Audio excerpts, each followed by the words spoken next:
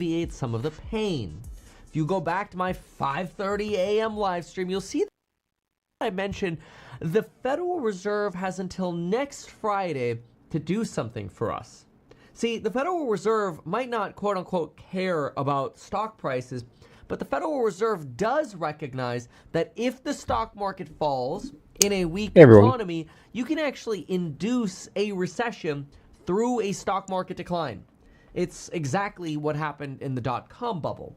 We didn't have underlying economic issues. We had a stock market that created underlying economic issues when the bubble burst.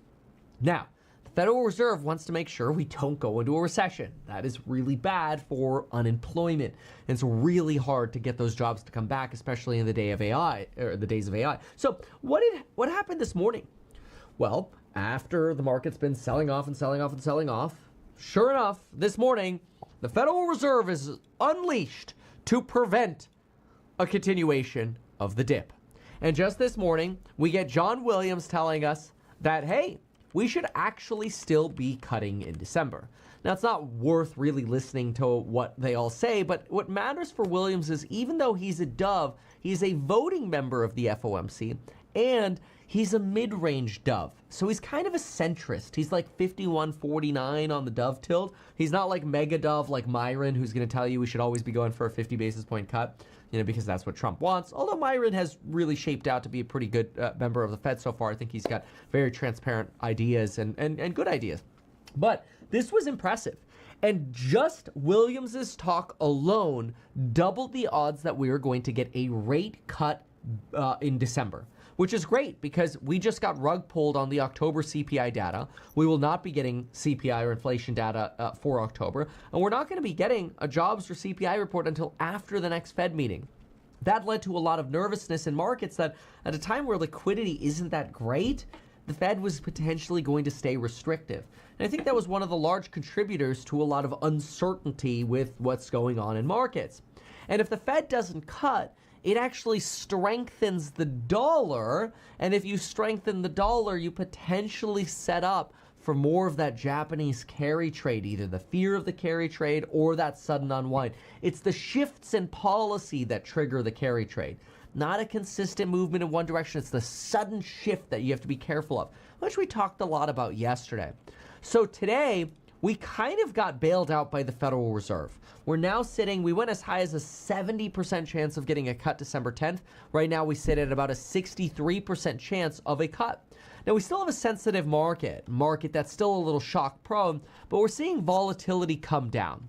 Part of that is because yesterday a lot of people were pounding the pavement going, oh my gosh, Michael Burry is right. But if you actually watched my video breakdown of what the catalyst for pain yesterday was, it had very little to do with Michael Burry being right or wrong. It doesn't really matter where Michael Burry sits because the Burry problem is a long time in the future issue. It's not a now issue. Instead, what you really want to pay attention to, in my opinion, is the potential default of a company like CoreWeave. That is critical for this AI play. And right now, fortunately, we're getting some recovery on the Qs. We're coming back to 595. My expectation, my hope was that we would go bullish today, but I will say we had a lot of selling we had to get through at the AM. AMD went down, NVIDIA went down. The first, 2-3 hours here, we were straight down on NVIDIA and AMD. Fortunately, it seems like some of that selling flush is now behind us. Volatility's coming down, and unless you're in fat brands, you should be seeing a recovery today. Now, we've been dumping on fat brands for the last couple days, over 2 or 3 days here, mostly because I can't believe a company with $2 million of cash has over $1.5 billion of debt. But that's really a topic for a different video. But what you'll notice is there's a lot of buy the dipping going on here. You've got Target up 5% as they're offering a 5% dividend. People are buying the consumer dip. Chipotle, which has been tanking, is getting a bid, up 4%. Red Robin, which is issuing $40 million of stock because they're out of money. They can't pay their bills. You're on YouTube. You can ask questions, comments. They're up 5% over today. There. Dave & Buster's, which screwed up massively on CapEx spending, is worth less than $500 million now, up 5%.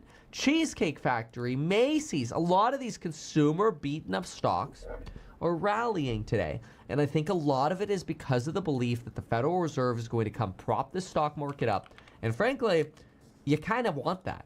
You want the Fed to pump the bags. Because if a company like CoreWeave goes bankrupt and it goes full circle, much like Circle stock did, going full retrace here, full 100% retrace all the way back down to the zero line. If CoreWeave goes full circle and we go down to 33 or worse, the CoreWeave chart is terrifying. I don't want the analyst this BS.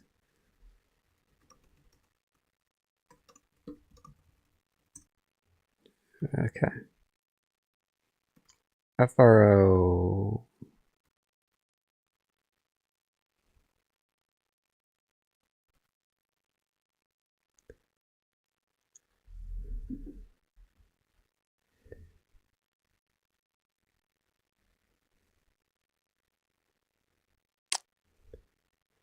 Net profit of 40 million.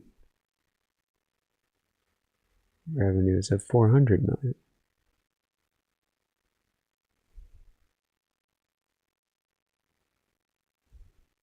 Okay.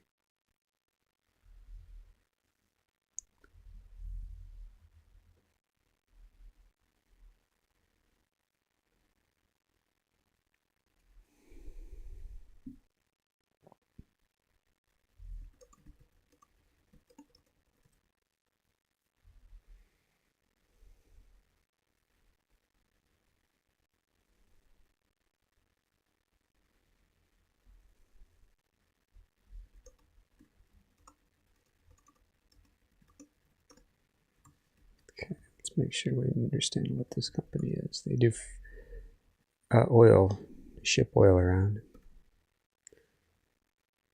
Okay. Frontline.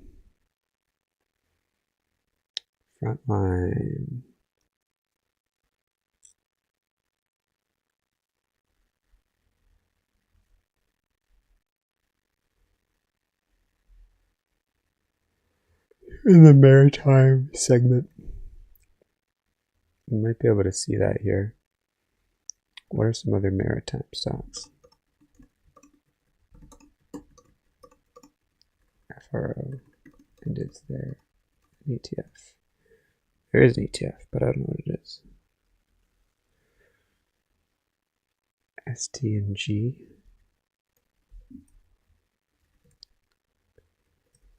Okay.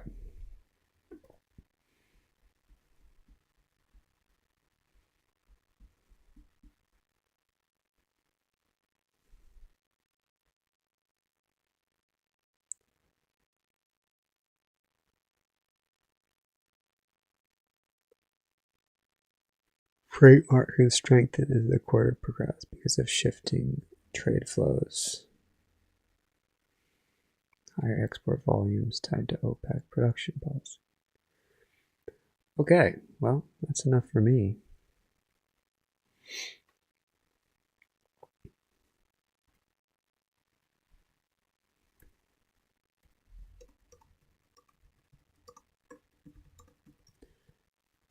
Higher export volumes from OPEC production policy.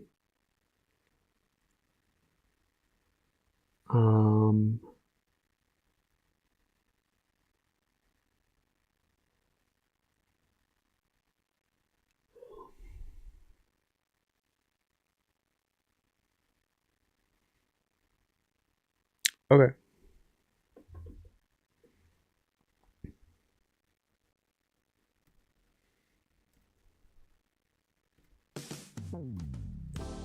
Trump's energy stocks will help you retire early.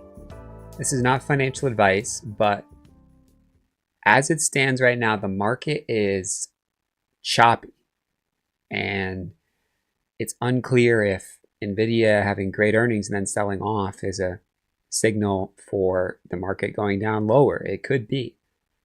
Money always flows somewhere, and right now it's rotating into maritime shippers, oil shippers. So, according to Reuters, Trump may draft an executive order at some point increasing basically domestic oil shipper independence. There is some discussion that Trump also, through his trade policy and basically public policy, has clamped down on shipments of oil from Iran as a national security concern, which also benefits shippers based in the US. So now the question is, this ticker is FRO, is it going to sustain? It just had earnings of 400 million in revenue, 40 million net profit, 10% of that revenue. It's holding up well even as the market sells off, and other maritime oil stocks are holding up as well. So this is definitely a theme, and money is flowing into oil. So obviously a sector that people expected would benefit under Trump, and right now it seems to be the case. Let's jump into a little breakdown on ticker symbol FRO. This is Sam Putnam. This is Sam Putnam. This is Sam Putnam. This is Sam Putnam. This is Sam Putnam. This is Sam Putnam. This is Sam Putnam. This is Sam Putnam. So, I don't know what I just did. So horrible. Something happened here with this.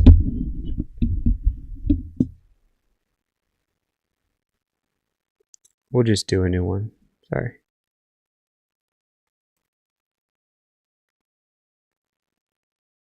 If you are on YouTube, you can drop a comment, but yeah, we're just going to do a new one. Trump's energy stocks will help you retire. This company ships oil, and according to Reuters, Trump is likely to draft an executive order that creates incentives for U.S. shipbuilders. The company is Frontline, ticker symbol FRO.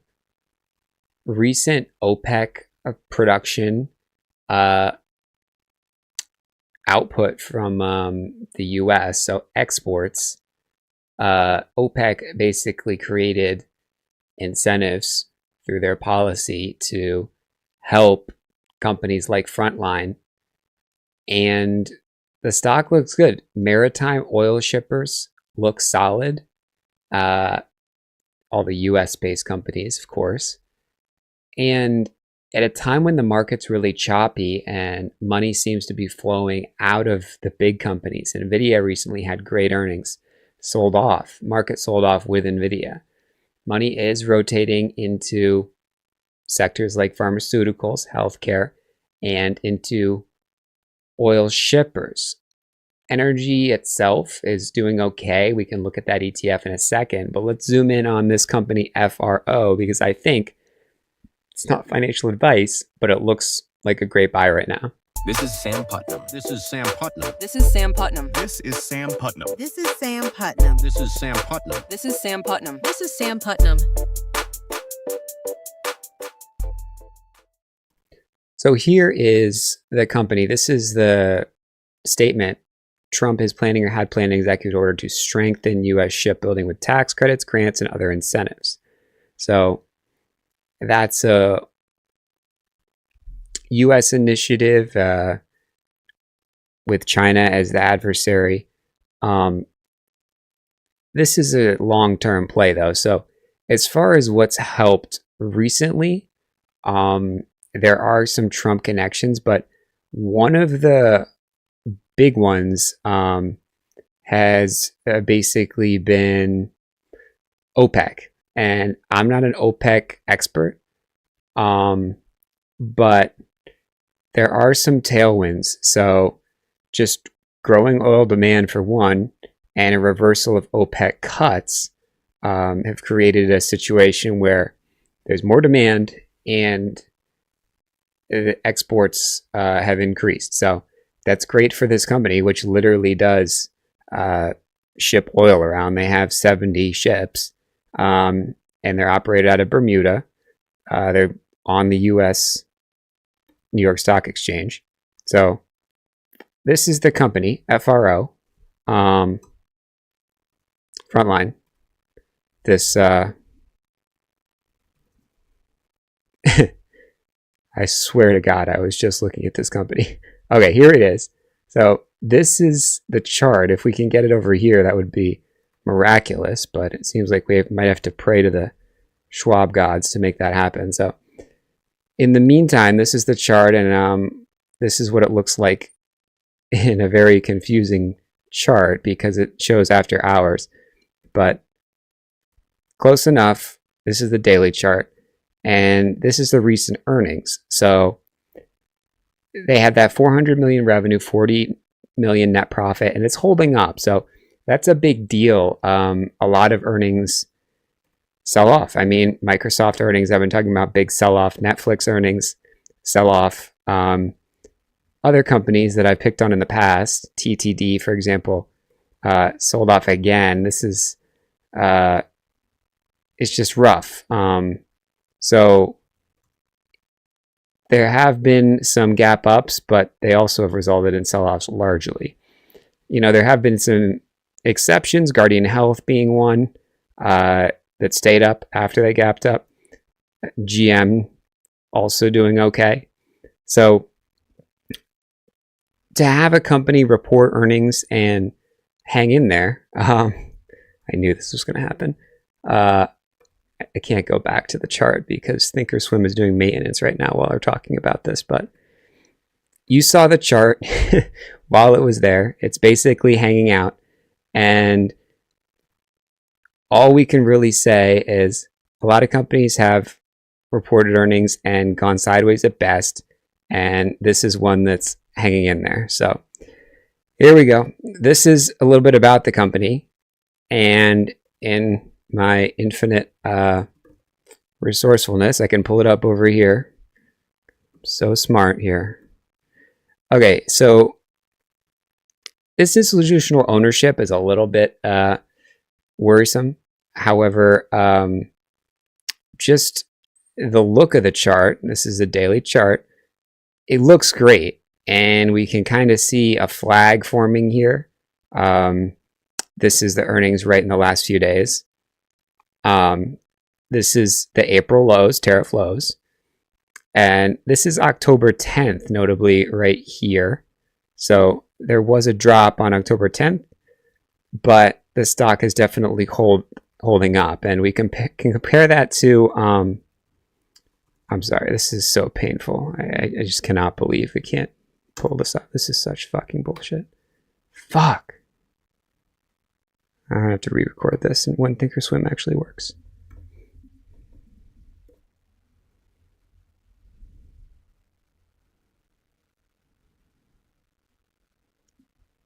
What the fuck? Excuse me.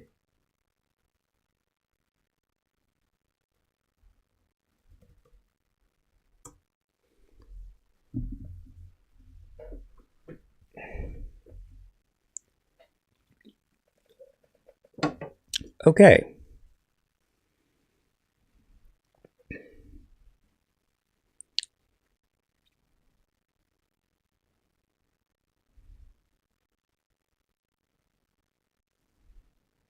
Yeah, I'm definitely experiencing connectivity issues.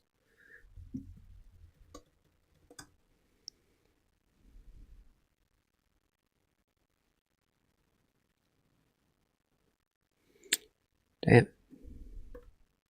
CoreWeave goes bust, you have to understand the greater implications that it's going to have for NVIDIA. See, I wrote this note yesterday in the Meet Kevin app. NVIDIA is basically a bank. And so what I wrote is, let's ignore inventory for a moment. Let's just assume that the inventory issue is just part of their increasing sales at NVIDIA. What's more interesting at NVIDIA is actually its accounts receivable profile. Now for this next one, you're gonna wanna remember Gemini.com/Kevin because you're gonna get a bonus with it. Most people want to invest, but between work... Okay. Here we go. Frontline. Well, the videos are getting better because I have to record them like 3 times in a row.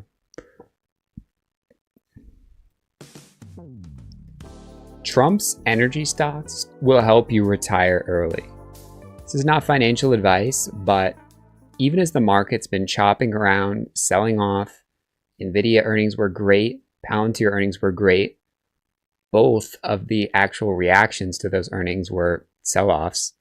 The market sold off significantly when Nvidia sold off just yesterday. And now the question is, where is the money flowing? And one sector where the money is flowing is maritime shipping.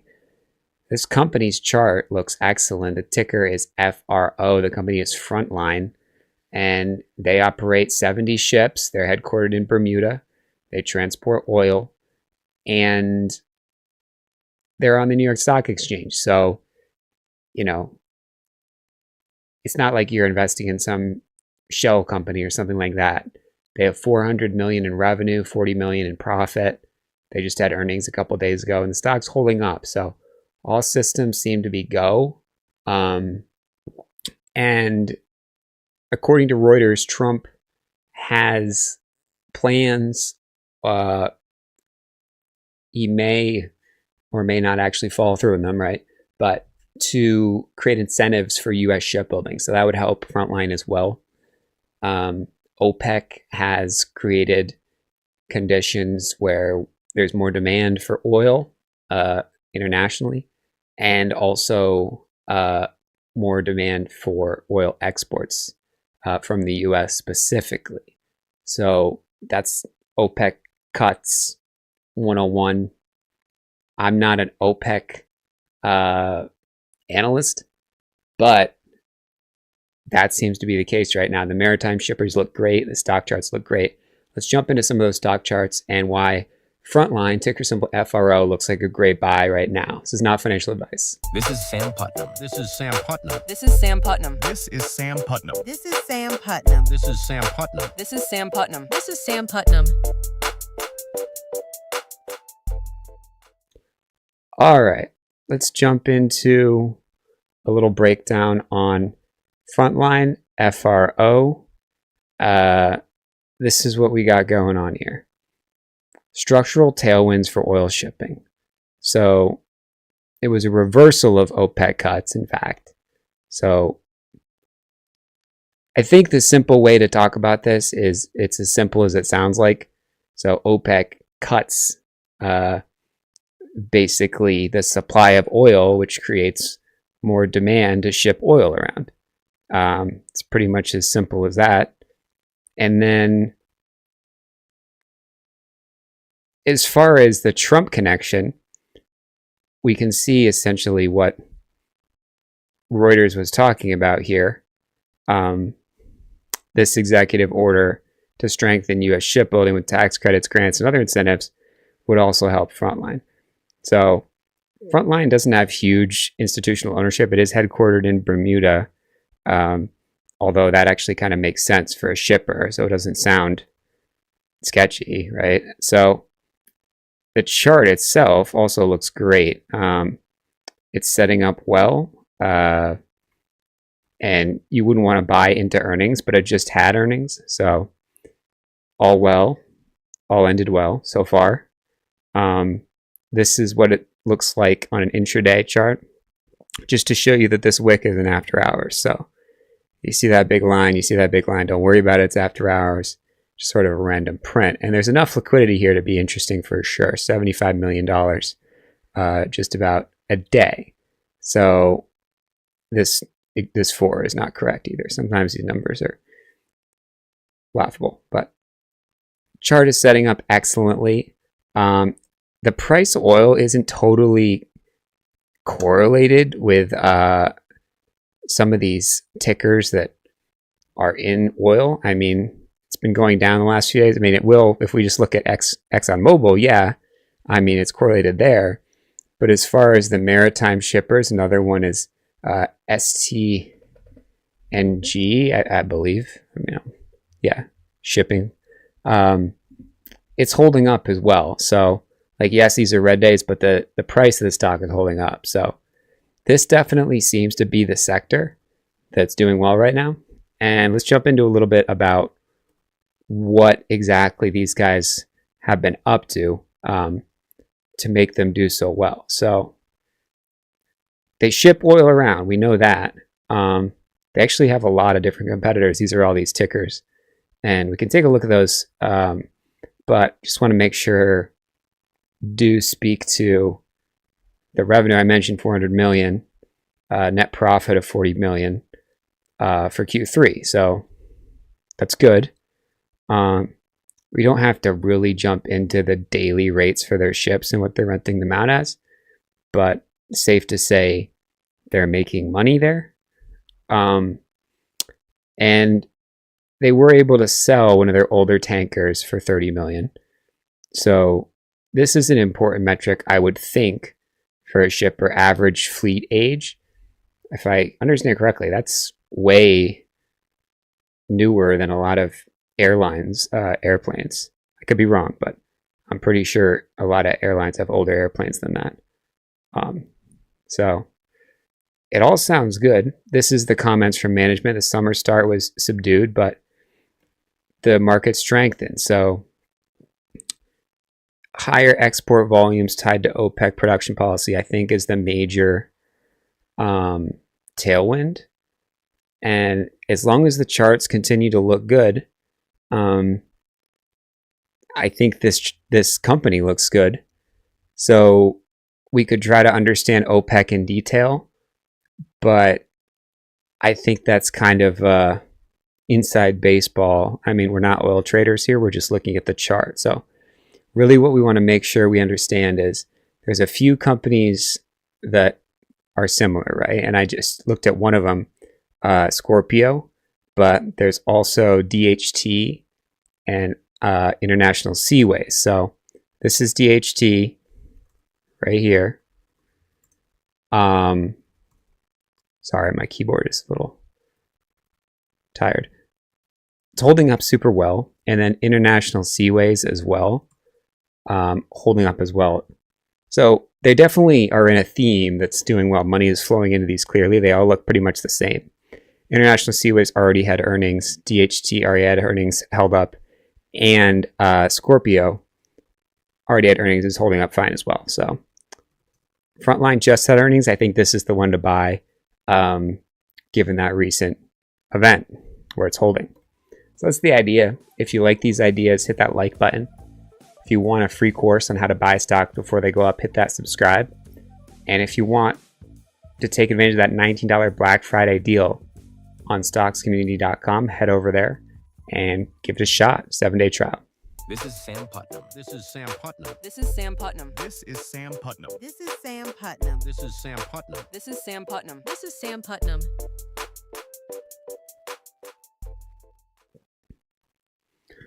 All right. Got through a video. Jesus Christ. Excuse me, but bills and everything else, it is easy to forget. And that's where today's sponsor, the Gemini credit card, comes in clutch. Gemini lets you earn Bitcoin automatically on every single purchase you make. Think about that. You earn 4% back on gas and transportation, Okay. 3% back on dining, 2% on groceries, 1% everywhere else. And the rewards are deposited instantaneously I want the Gemini credit card. in Bitcoin or any of the other 50 plus cryptocurrencies that you can choose from. So no more waiting for points or tracking expiration dates, no extra steps. It's a simple way to get exposure to we got crypto cooking while here? living your everyday life. Just swipe or tap or however you use the card and earn. And here's the stat that sort of puts all this into perspective, which is pretty epic. Bitcoin rewards historically held for 1 year on the Gemini credit card have appreciated on average 279%. Now, of course, All right. 400 million is revenue's up. They did have a loss.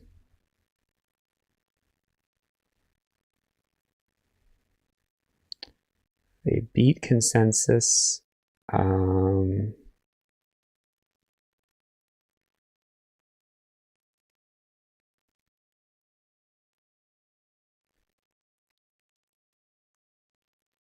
Let's look at this chart. It's holding 400 million consensus, operating at a loss.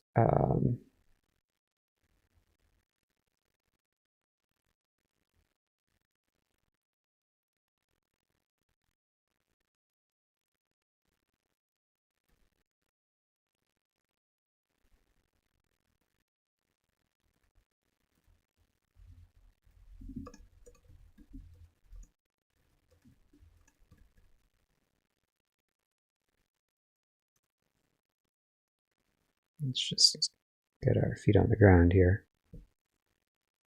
Pokemon Go. Okay. That's a big that's a big game. And Volvo.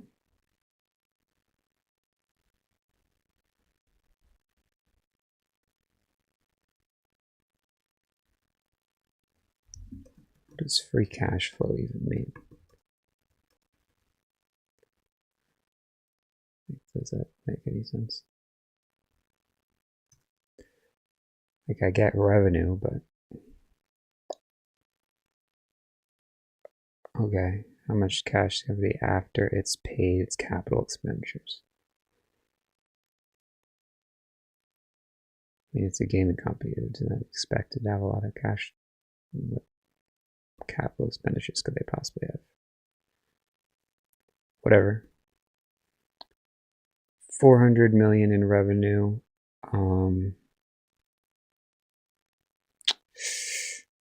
Which is up slightly from a year ago. Okay.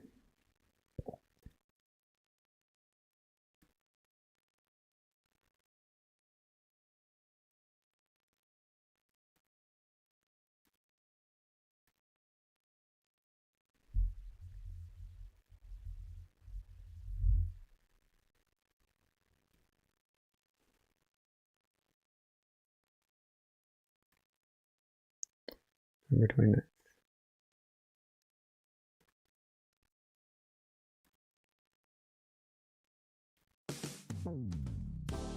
This one stock can change early buyers' lives. This is not financial advice, but my research suggests it's a good idea to buy $50 of this before November 29th. The stock is Unity, ticker symbol U. They make the software that game developers use to create Pokemon Go. And Volvo uses their software to simulate driving scenarios for their cars. It's something that a lot of big car companies do. So the software is definitely enterprise software. Having that connection to game developers, which is a big one.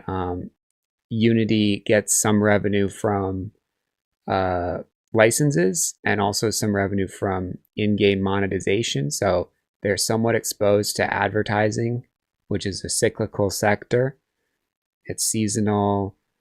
If it's recessionary, I don't want to say it's going to be a recession at some point in the next few years, but I'm just saying, if the economy isn't doing great, people spend less on ads, right? That's the first thing that gets cut, marketing budgets. So that's the risk for Unity. However, right now they have 400 million in revenue. That's up slightly from a year ago, and they have 150 million in free cash flow. So what a software company does have is very little capital expenditures, which is great and gives them a lot of flexibility because they get that money and then they can deploy it quickly and adapt. So maybe if ad rates go down in the future, they can pour that into more AI initiatives, some type of new development ecosystem that enterprises want in the next few years. We're going to watch the company evolve. In the short term, I think it's a good buy. It's a $38 stock, so it's low priced. And this isn't financial advice, but let's jump into exactly how the stock looks on a chart and also a little bit about what they do. This is Sam Putnam. This is Sam Putnam. This is Sam Putnam. This is Sam Putnam. This is Sam Putnam. This is Sam Putnam. This is Sam Putnam. This is Sam Putnam. So here's Unity software. So it's holding up here off of this left side peak from July of this year.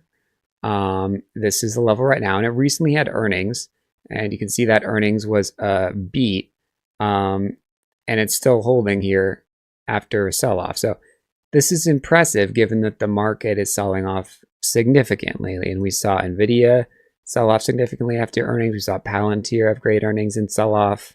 We saw AMD have earnings and sell off. I could sort of go down the list with semiconductor companies. SMCI sold off. So you have to take a look at what stocks are actually interesting and in play, and which stocks are holding up. And Unity seems to be the best one. So let's take a look at what these numbers stack up as. This is the revenue. These are some of the segments, and they basically have create and grow, which are respectively for developers, that's create, and then grow is the money, the advertising and the platform that they have built out for that. So having access to games, they have access to a lot of people, the industry, software industry calls them users, right? And so they have a lot of eyeballs, so that bodes well for advertising. Earnings per share beat the expectation of a loss, beat consensus. The guidance hung in there. And yeah, I mean, they did have a net loss. They are a pretty large company, 15 billion. And they've been around for some time, but not a crazy amount of time. So if you look at a 20-year chart, they've only been public since 2020. So this is definitely an early story. Compare that to Salesforce, for example, right? This is 2006 for Salesforce, and this is the stock price now. A slightly newer company would be ServiceNow, another growth story in the enterprise software space. So I'm not saying that Unity is going to follow that trajectory, but we don't actually have to bet on it following that trajectory. All we have to do, or what I think could be a good idea, is taking a position here with a really close risk, slightly higher low here, and looking for a little multiple day momentum burst of, say, I don't know, twice the average daily range of 7, so like 10 to 15%. And another way to say that would be risk $1, make 10, right? So that's the super simple way to look at it. And if we look a little into what else they've been up to, I don't know what's going to happen in the gaming market, but because they're a game engine and they're like the picks and shovels for a lot of big games. These are some of the big games. Pokemon Go is a big one. And also they have some of these big contracts helping do sort of virtual, it's not like augmented reality, virtual reality, but it's kind of like the original way of doing that, which is simulations. So Unity being used by software developers to create software means it's very much the underbelly for a lot of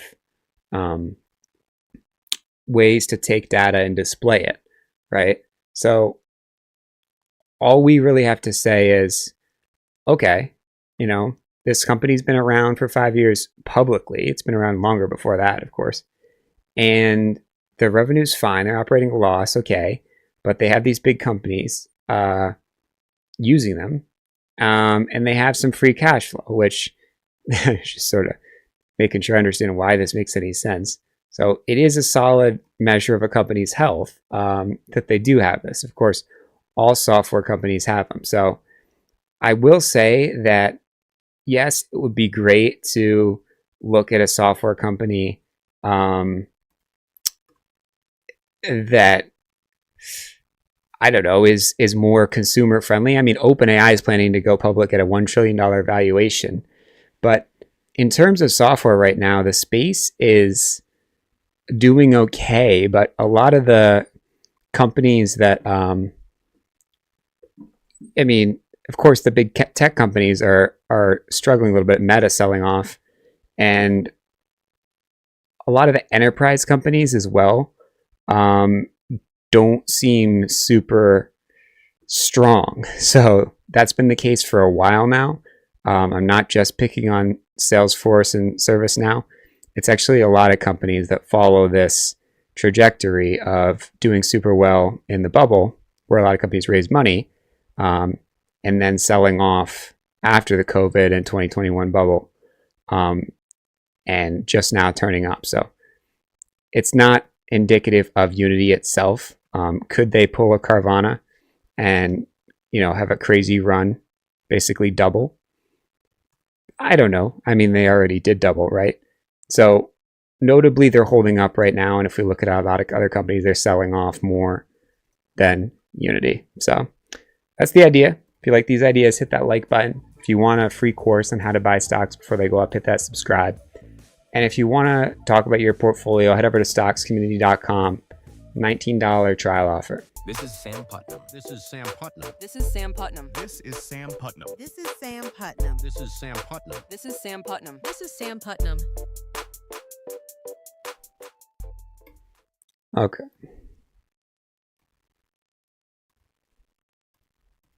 Of course, that is not a guarantee. Crypto is volatile. It can go up and go down, but it shows the potential of having long-term upside from your credit card points that other words might just decay away as air miles or hotel miles or whatever that you just end up forgetting to use.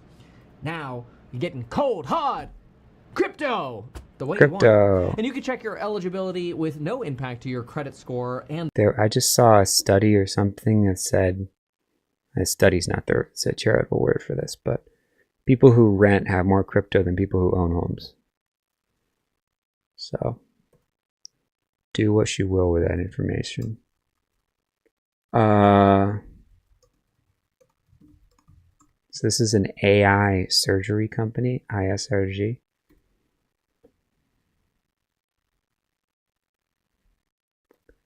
Let's see. 23% revenue growth over $2.5 billion.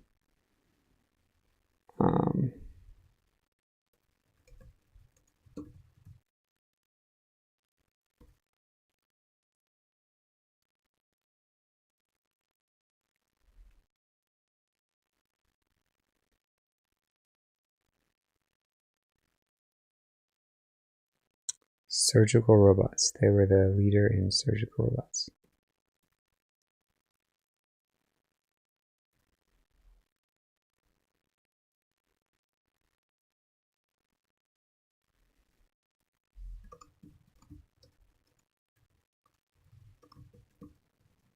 Revenue grew 20% year over year to $2.5 billion.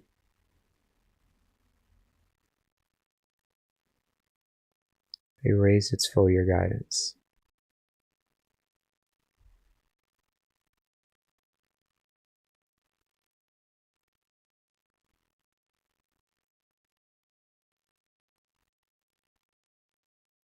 Okay.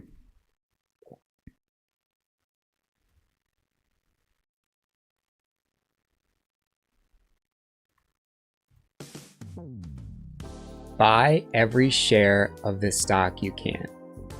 This is not financial advice, but my research suggests it's a good idea to buy as much as possible before November 26th. The company is Intuitive Surgical. It's an AI stock, and what they do is help surgeons do surgery using robotics. This is a first mover in this field. Other companies are going to start to use AI in surgery and in healthcare largely, but this company already has $2.5 billion in revenues. It's up 20% year over year. They also have a growing use of their tools, which is really promising. So they literally have more deployments of their different systems, and these deployments are a big deal because you can imagine how costly a surgery is, right? So, and they have to be extremely careful as well. So this isn't some consumer voice AI product or some type of Silicon Valley gaming, error checking, note-taking AI app or anything like that. This is the real deal. The revenues are real. Let's jump into the chart as well and talk about why money is flowing into healthcare, even as the market sells off and big tech sells off. So this is not financial advice, but Intuitive Surgical, ticker symbol ISRG, looks great. This is Sam Putnam. This is Sam Putnam. This is Sam Putnam. This is Sam Putnam. This is Sam Putnam. This is Sam Putnam. This is Sam Putnam. This is Sam Putnam. All right, so procedures using one of their systems increased 52% in Q3, just as an example. So the use of the systems that they're actually already sold is increasing, which means people like the product. And that's about as solid as an endorsement as you can get. This is this massive earnings result. I mean, this is crazy. Notably, you're not betting on, an earnings that just happened. This has held up for weeks now. So it's been almost a month. And right now, it's at a really favorable level where you can risk 545 or even a little bit higher, something up like 555. So risk $5 and look for $20 or more to the upside. So nice spot for the company, and over the long term, it's basically followed the market. This is the second half of 2023. This is 2022, which all stocks pretty much went down. This is the mid 2024. There's the tariff dips. And then in the last year, it's sort of disconnected from the market, if we're being completely accurate here. I mean, look, it's basically chopped around, right? I mean, went down as the market went up. That's the green overlay in the background. So that's actually a good thing right now, just because if you do buy the stocks that only follow the market, you're going to end up like this. I mean, sure, these earnings are okay. I mean, Palantir earnings were the best ones. This is the most wild example. And you still sell off 20%, 25% in just a couple of weeks, 18 bars, it says there, right? The beginning of November to now. So you have to find where money's going. And sure, you can look at pharmaceuticals. Money's definitely flowing there in that ETF. And then XLV is healthcare, and that ETF is doing well. So you got to look at healthcare companies, in my opinion. And Intuitive Surgical definitely seems like a big player in that sector. So they did buy back of $2 billion, 4 million shares, which is great. That's the kind of thing Apple would do, right? But they're also not at the scale of Apple where it doesn't mean anything. So here's a little bit about the results. There's that revenue growth, 20%, $2.5 billion. They raised their full year guidance as well, which is a big deal. And it might seem like, it's a $150 billion company. What kind of growth could they possibly have? And I mean, obviously they can grow a lot. I mean, OpenAI is a $500 billion valuation company. Anthropic is even about exactly 100 to 150 billion, I believe, private, which is the second, competitor, the second place to OpenAI, the competitor to OpenAI. So this company's first place company, I guess you could say, its leader would be Johnson & Johnson. And if we look at Johnson & Johnson, of course, we all know the name, but the market cap is huge. So there's certainly room for growth here. It's like 3 times the current market cap. And these are the leaders in robotic assisted surgery. So we not only have growth of procedures using their systems, we have higher revenue year over year. And if we look a little bit at anything else they can tell us, they have multiple systems. So down here, they were talking about this is a whole nother system, Hugo. They keep coming out with these names. One company that is more engineering focused is Medtronic. Hugo is actually under Medtronic's umbrella. This company, I would say, is probably a little bit less advanced. You can see the stock price looks great though. So as long as their peers keep having solid reactions like this, you have to think that this is a good sector to be in. If we just look at Johnson & Johnson itself, this is the move. So this isn't something you can get positioned in because it just goes up and up and up, but there's definitely accumulation and large volume that pretty much tells the story of the entire sector in this one chart just over the past week. So I personally think this is the best risk reward opportunity right here in Intuitive Surgical, but the sector as a whole looks solid.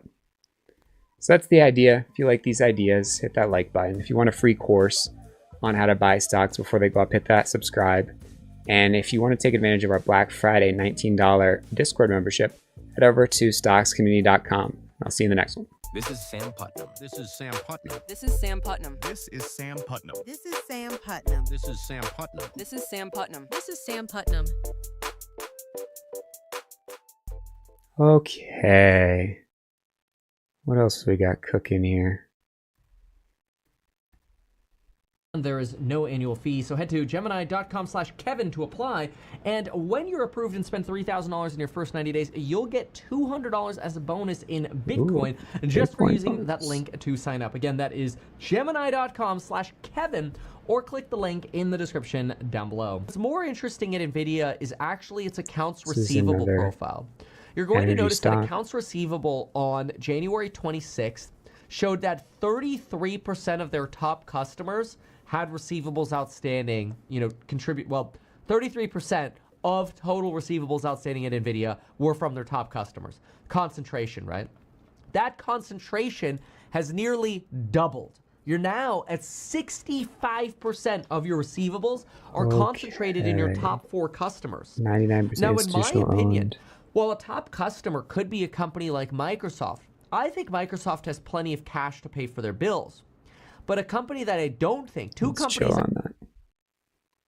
Most innovative suites of completion services onshore.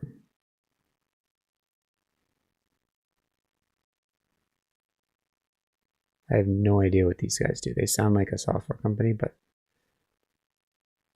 what the hell, dude? Ticker LBRT. Recent Q3 earnings, please.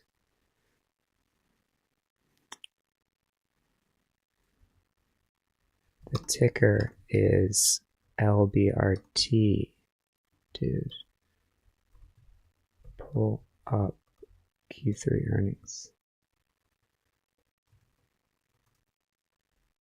How are we doing here? Okay. Revenue of $1 billion.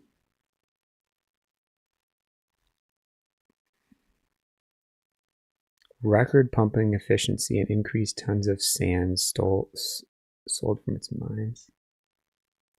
What the heck is going on with sand? Oh, expansion to power generation. Yeah, they are a software company.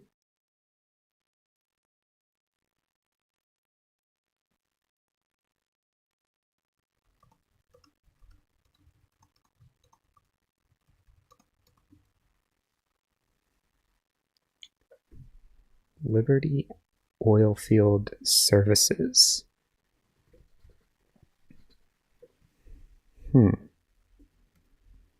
$16 stock.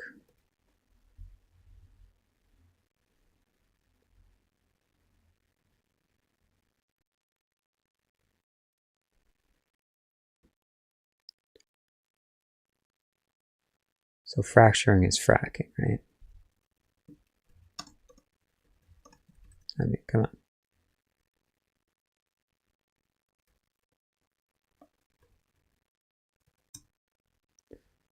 Come on, Gemini. Yes, it's fracking. On-site power, and they see a way to diversify. They're leaning to their technology. They have an LLM. I'm so confused. They're going to build a data center and they also have an LLM. What the fuck?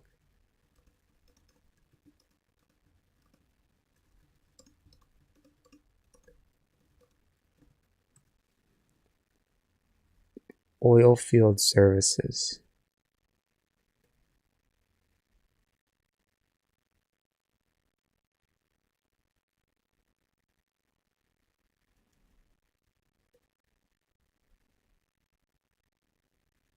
They're a fracking company.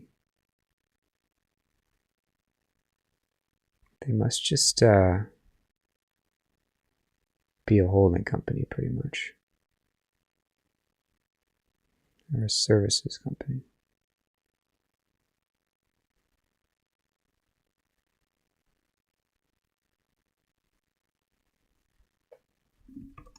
Pull some sources. Is this a holding company? Or what? Liberty Energy. They're just a small company is what they are. They're penny stock.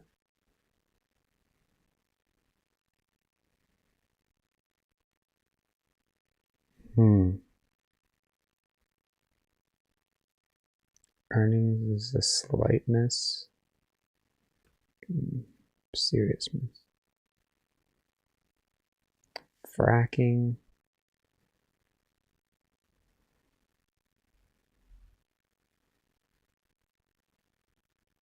They partner with Oklo.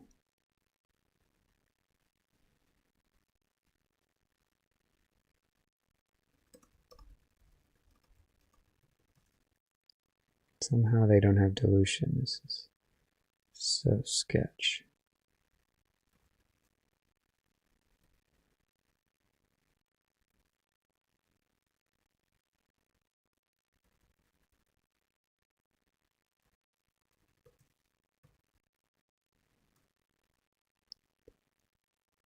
Okay. Whatever. Startups.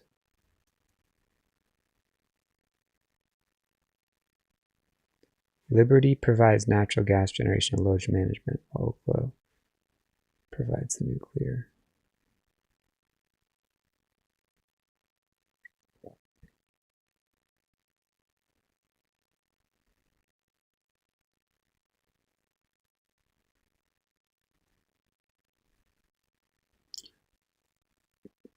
Okay.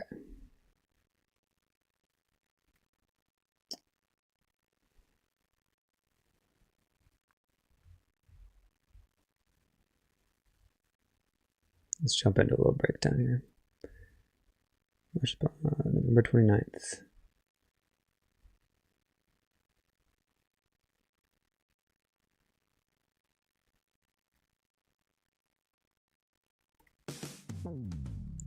This one stock can change early buyers' lives. This is not financial advice, but my research suggests it's a good idea to buy as much as possible before November 29th. The company is, I can't believe it, but it's basically a penny stock. The ticker is LBRT, Liberty Energy. And that might be worrisome, except for the fact that they're partnered with Sam Altman's company. Sam Altman was a big investor. He actually was the promoter of the SPAC. So there's a lot of sort of questionable words associated with this ticker, you know, penny stock, SPAC, promote. But Sam Altman has grown OpenAI's valuation to above 500 billion from, I don't know, a couple hundred million over the course of 5 years or less. So the company Oklo has gone on a massive run. It's a nuclear company, and nuclear is expected to power all of this compute that OpenAI needs. This company, Liberty Energy, has a partnership and actually a 10% equity stake in Oklo. So that's the connection.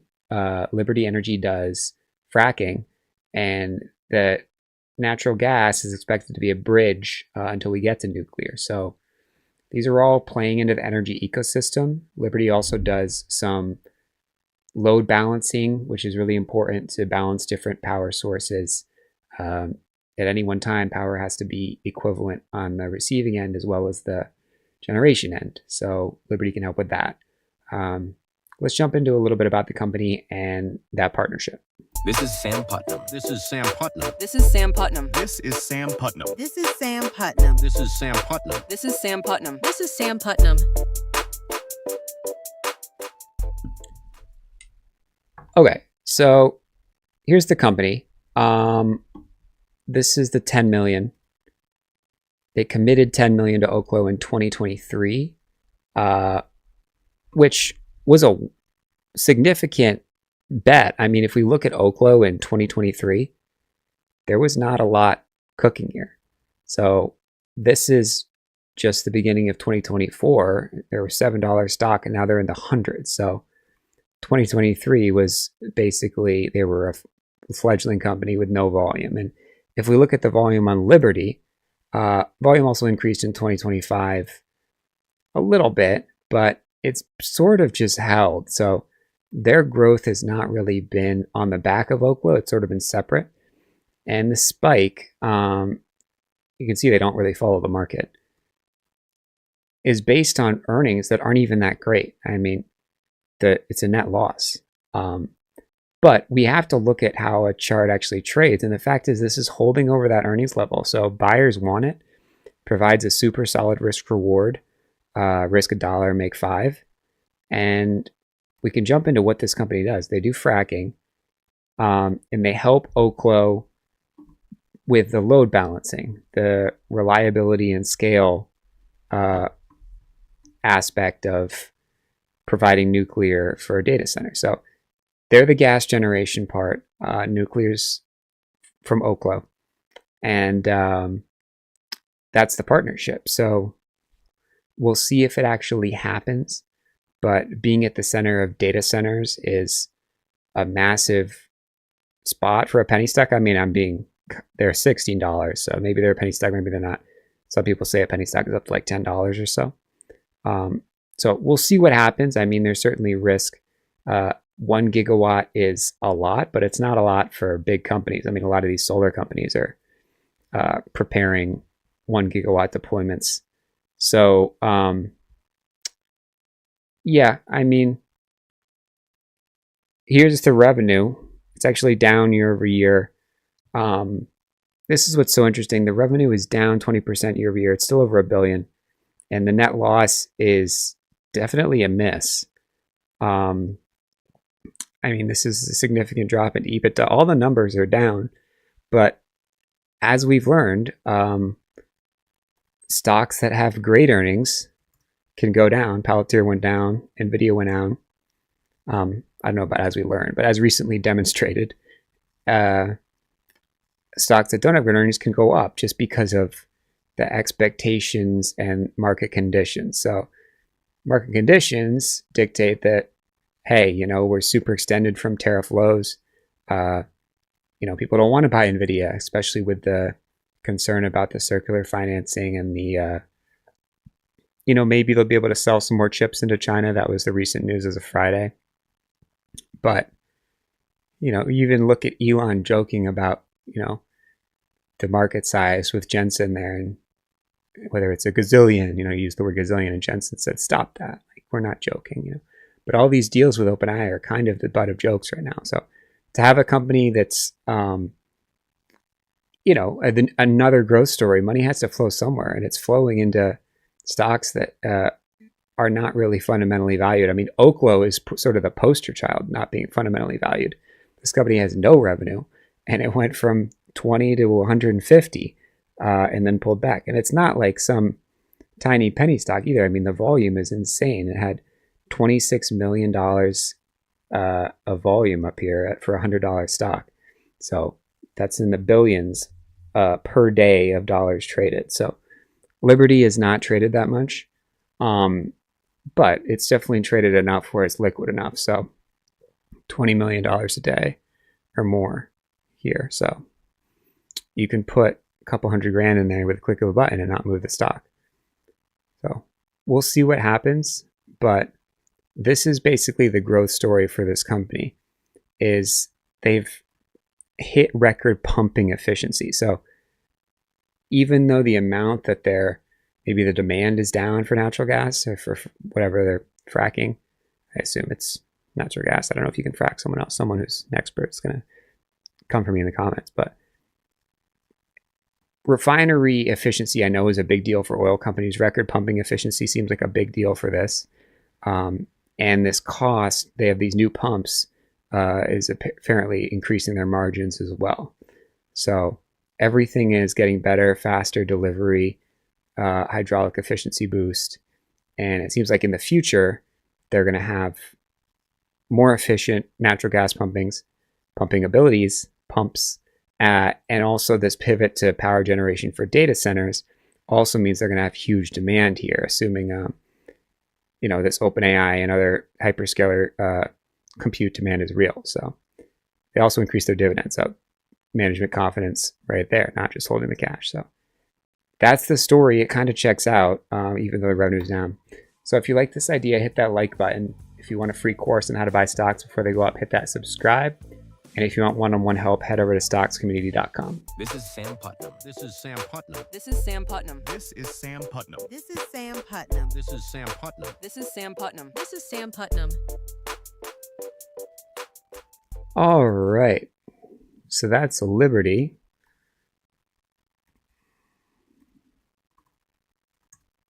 Let's talk about McKesson.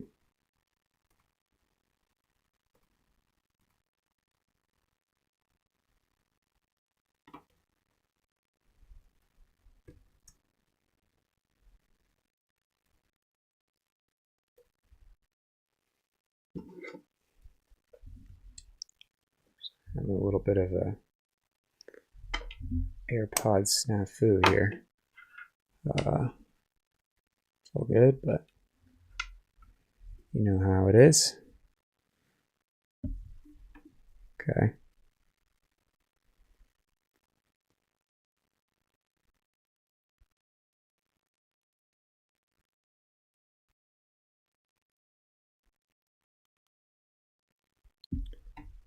What we're trying to do is do MCK here. I do not think have plenty of cash to pay their bills. XAI and CoreWeave. CoreWeave has tanked from all-time highs. It's de facto bailed out by NVIDIA. And XAI is trying to raise $15 billion so they can pay their bills and actually buy their chips. Okay? Amazon and Google, they're buying NVIDIA chips, but they're also building their own chips, and they've got cash flow. All right. They raised their guidance.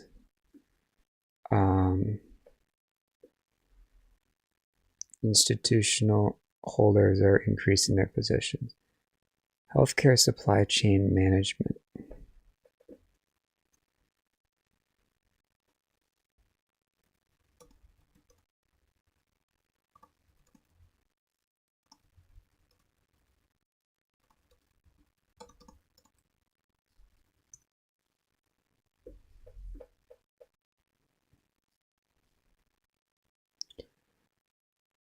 Okay.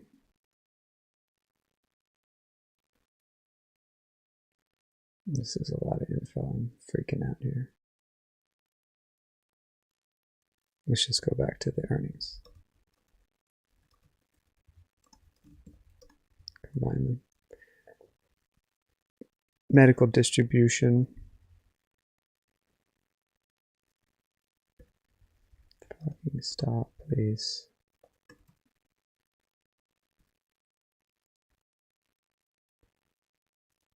Okay.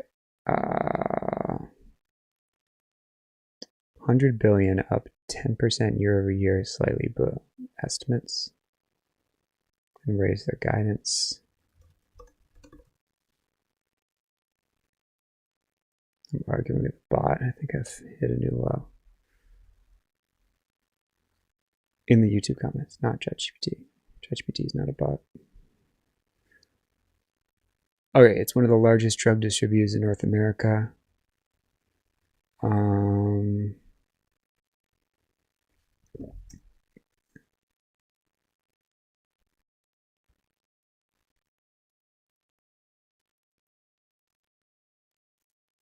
Let's just get going. There is one stock that is about to skyrocket. The company had 100 billion in revenue, up 10% year over year. Did miss estimates, but it's a medical distributor. It's one of the largest drug distributors, 100 billion market cap as well. And the company is McKesson, ticker symbol MCK. money's been flowing into healthcare, medical devices, pharmaceuticals. Those ETFs have done well. Biotech. So that's been the safe haven right now. Other safe havens have been doing okay. Gold's been doing okay the past couple of weeks. I'm talking about. Energy's been doing okay. Specific energy companies are doing better than others. But healthcare is sort of unified across the board. There's a lot of money flowing into all these tickers. Even as the market sells off, AMD is down, NVIDIA is down, Palantir is down, Meta is down a lot after their earnings hit. So you have to be where the money's flowing, in my opinion, and this company seems to be holding up exceptionally well. The chart looks great. There's a clear price level to buy it off of, and it's in the sector that has a lot of attention. So let's jump into a breakdown on McKesson. This is Sam Putnam. This is Sam Putnam. This is Sam Putnam. This is Sam Putnam. This is Sam Putnam. This is Sam Putnam. This is Sam Putnam. This is Sam Putnam. All right, so this is what they do. They do a lot, actually. They distribute medical supplies, and they also provide services, and they sort of have like a private equity style network of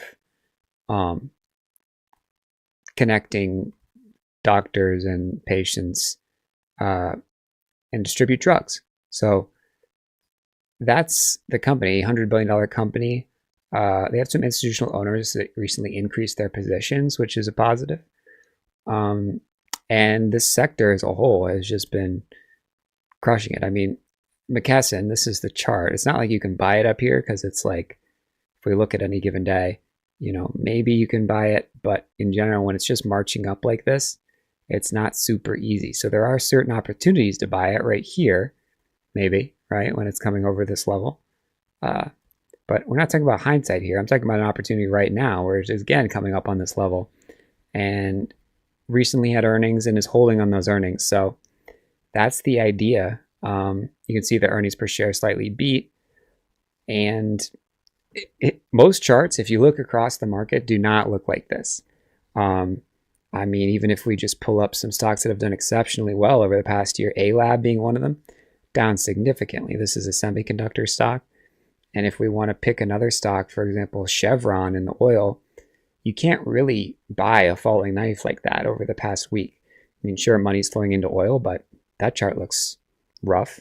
So you have to think that where the money's flowing, pharmaceuticals is the pharmaceuticals ETF, healthcare XLV is the way to go. If you want to buy banks, I don't think you're going to have a great time. I mean, the financial stocks are holding right now, but as we just saw with that ETF, they're just not quite as pretty. Goldman Sachs, Morgan Stanley, they're down recently.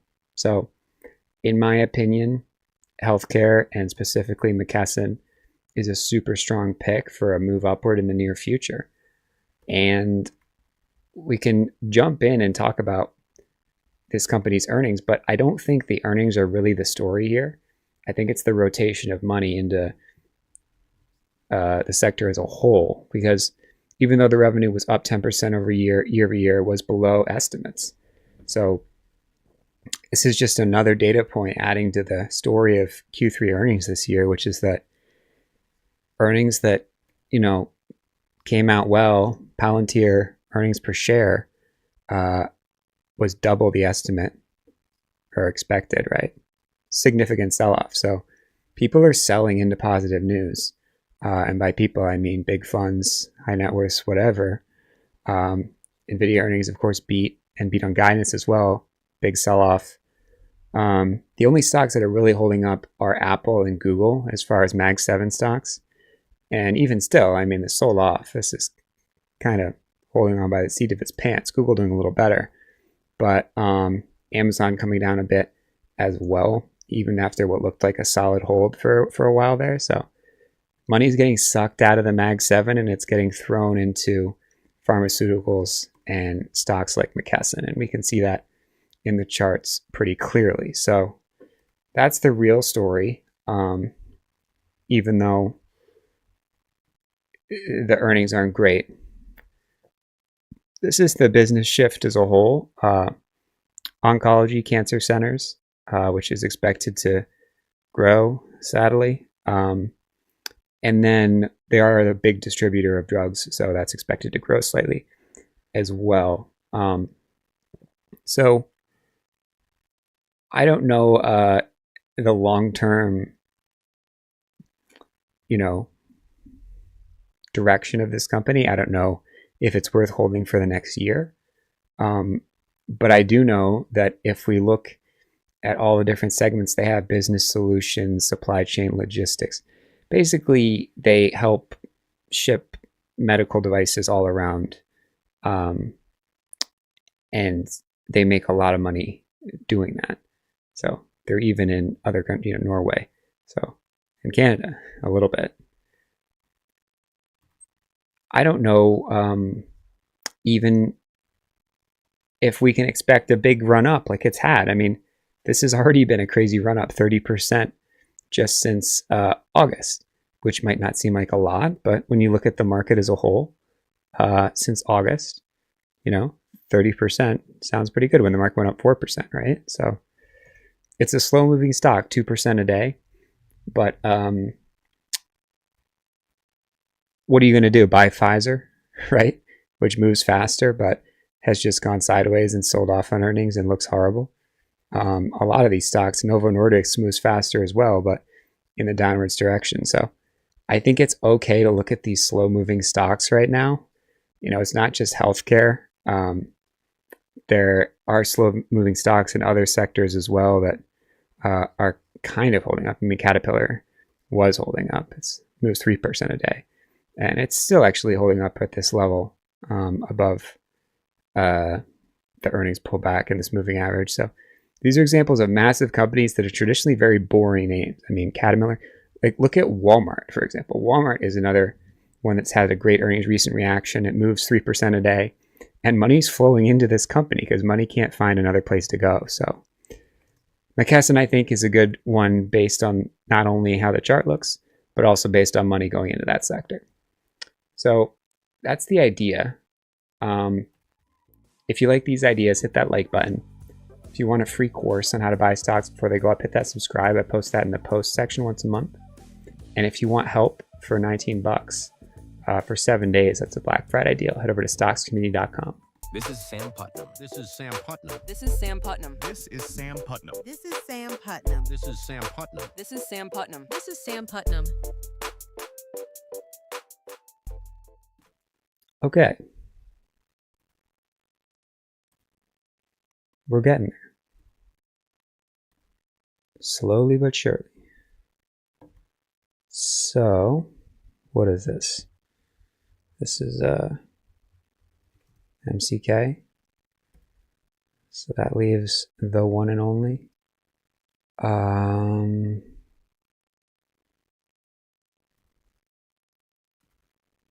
O'Reilly. Oh my God, these stocks just move so slowly. But it is what it is. But CoreWeave and XAI, I don't know this because it's not disclosed, but I wouldn't be surprised that CoreWeave and XAI are in this top 4 customer batch who hasn't paid their bills yet. That could be one of the reasons why we're seeing finished good inventory rise. It all comes down to this customer concentration of they don't have the money to pay for their bills yet. And understand the cycle of how this works. This is how NVIDIA is the bank. NVIDIA is like the J-POW of... I don't know if NVIDIA is the J-POW. I mean, that's crazy, right? It's okay. It's okay. All right, let's launch into a little rundown. $4 billion in revenue, up from 4.7, up from 4.3. Same store sales.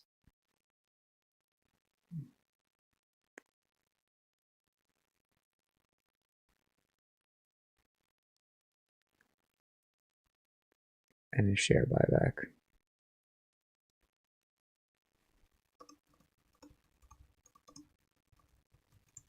Sorry, retail. 100 billion market cap. Largest specialty retailer of automotive aftermarket parts.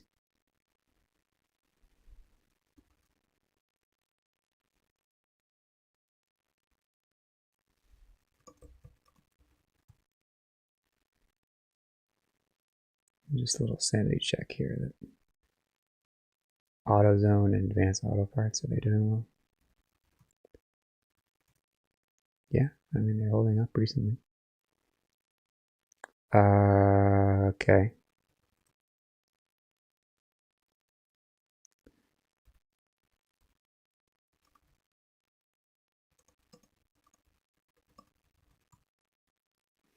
Automotive parts and distribution.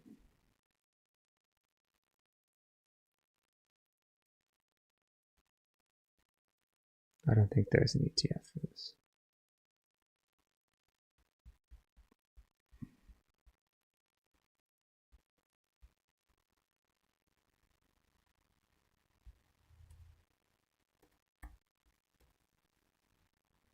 This just feels really stupid to talk about this stock. I'm sorry. I don't know if I can bring myself to do it. All right, let's talk about Rocket instead.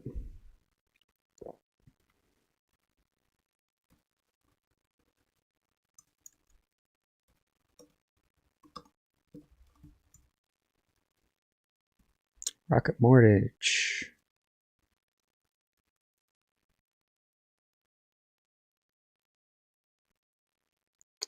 Q3 revenue of 1.6 billion.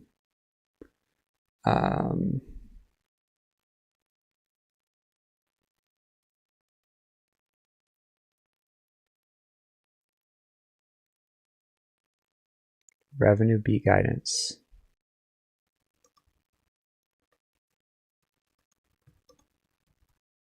So similar to Rocket would be what? What's the other mortgage company? Is Redfin still public? No, they got acquired. No, they're right there. Open Door is kind of Loan Depot, LDI.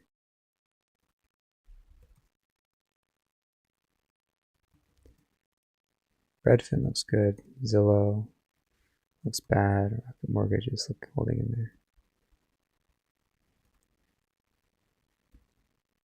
BETR.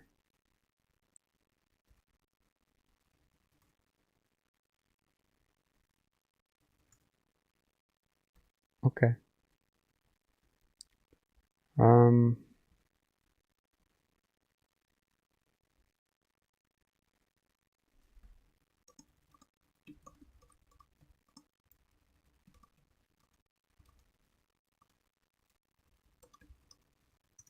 Rate cuts. Detroit-based holding company.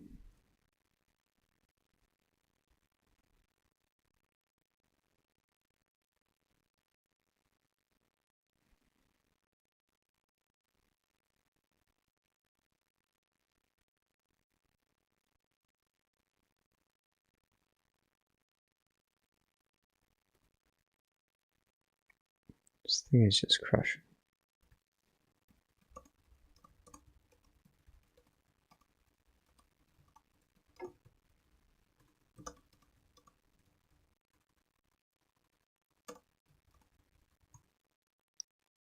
Okay.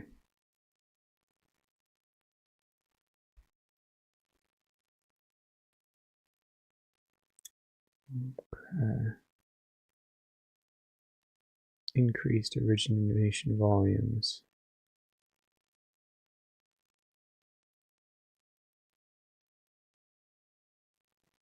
Significant servicing assets.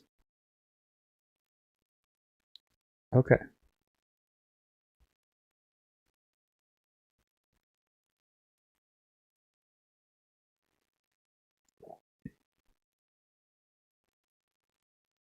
$1.6 billion beat high end of its guidance. There is one stock that is about to skyrocket. The company does mortgages online. You've probably heard of them, Rocket Mortgage, ticker symbol RKT. And over the last year, they've originated a larger number of mortgages. They've been able to serve more people. They acquired a company for almost $10 billion to help make that happen. And they're also using more and more AI to make these mortgage decisions. They are basically the first online or technology focused mortgage originator over the last 20 years, and they're still holding that title. The stock's held up over the past month, even as the rest of the market has cratered. That cratering has really been the tech stocks going down a bunch. And what's happening is we had that massive run from April tariff lows, and suddenly Palantir reports great earnings, stock sells off. Nvidia sells great earnings, reports great earnings, stock sells off. And the tech stocks make up 30 to 40% of the market, like the Mag 7, QQQ. Tesla is not doing great either. So they could rebound, of course, but it seems like money is flowing into a few places. And one of them is basically AI-enabled stocks, Rocket Mortgage specifically. The company had $1.6 billion in revenue for recent earnings, and that beat guidance. So they're doing pretty well considering they're not in a space that is expected to be doing excellently. Like rate cuts would help mortgages, but we've had some rate cuts, but not anything lower than expectations. We'll see exactly the rate cut that comes out in December or January, but we don't have to wait till December or January for this idea. The company is RKT, Rocket Mortgage. Let's jump into a little bit about what they're up to recently. This is Sam Putnam. This is Sam Putnam. This is Sam Putnam. This is Sam Putnam. This is Sam Putnam. This is Sam Putnam. This is Sam Putnam. This is Sam Putnam. Okay, so here's their recent revenue, 1.6 billion, beat the high end of its guidance. And they basically are the largest independent mortgage company after this deal. So this is a $10 billion deal. This is a big deal. They service mortgages. They are a mortgage servicer. So that's a pretty nice complement to Rocket Mortgage, which excels at the customer acquisition side of things. I'm sure you've heard their ads before. And I mean, they even acquired Redfin as well. So that's just expanding them into the Zillow, home listing market. And some of these companies, I mean, all the rage has been Opendoor recently, with the Shopify COO becoming CEO. The stock went from 30 cents to $10. Okay, but these are speculation stocks. Better is another one that had a crazy run, better.com. And then OFferPad, a similar real estate technology company like Opendoor, got pumped as well. And when I say got pumped, I mean like not insignificantly. Like this is a lot of volume. This is 150 million times $3 just about on average. It's like over $500 million going into these stocks. So despite all those moves, Rocket, has just been chugging up. And this is not a small company either. If we look at the market cap, this is a $5 billion company. So they've been around for a while. They've stuck around. And they've only been public for, I don't know, this is 2012. But it's kind of good timing, right, to go public after the mortgage crisis for a mortgage company. But here's the deal. Not a lot of stocks are holding up over the past 2 months, really. Over the past 4 months, they've gone sideways, okay? So this most recent earnings and the fact that they're forming a higher low here is really positive. It's not much of a higher low. It's barely above the earnings low, but they're holding up. And the only reason you could look at this and say, this looks sort of interesting is if you look at other companies, frankly, they are not holding up. If we look at the semiconductor company, for example, semis are selling off. If we look at, say, really any of the big companies, but even some of the more speculative names, there have been some tiny companies that have been pumping and just selling off that are getting some attention. And this is attention. This is about $1 billion of money going into stocks like these. And why is this happening? Well, because the money is just getting sucked out of the big companies. And if we look at the biggest companies in the stock market right now, sure, there are some companies in the life sciences, medical companies that are doing well. And that's been talked about on this channel significantly. I've talked about it, say it in the active voice. But for big companies, as we talked about, I mean, it's rare to see many of them holding up. I mean, Broadcom, you can't really touch because it just sold off significantly. It still has earnings. If we look at, say, Cisco, strong earnings, but, you know, it's kind of a no man's land. It would have to come down a little bit more. So I'm just literally showing you how I would go through and look at different opportunities. And these are sorted by the largest market cap. These are the biggest companies in the world. So you would think there would be some opportunities here. Shopify, after earnings, it just got crushed. And it's not really, you know, wise to look for a bounce. There are some certain energy stocks that are sort of holding up, but even still, they just move slowly and they're hard to really get positioned into. So there's a lot on the menu and not a lot that really looks interesting. Robinhood being maybe one of the worst offenders of a stock that's overbought. So sure, Rocket did go on a big run, but it hasn't really sold off like some of those other companies. So this volume is not something to ignore either. If we look at the volume here compared to in the past, it's very, very significant. Now, I don't know what else to say about it besides to say that this deal was a big deal. This revenue is a big number, and they're near the high end of guidance, and we'll see what rate cuts bring. But right now, they're in a good spot. So that's the idea. If you like these ideas, hit that like button. If you want a free course on how to buy stocks before they go up, hit that subscribe. And if you want to take advantage of our Black Friday deal, the lowest this has ever been, $19, head over to stockscommunity.com. Try it out for 7 days. This is Sam Putnam. This is Sam Putnam. This is Sam Putnam. This is Sam Putnam. This is Sam Putnam. This is Sam Putnam. This is Sam Putnam. This is Sam Putnam.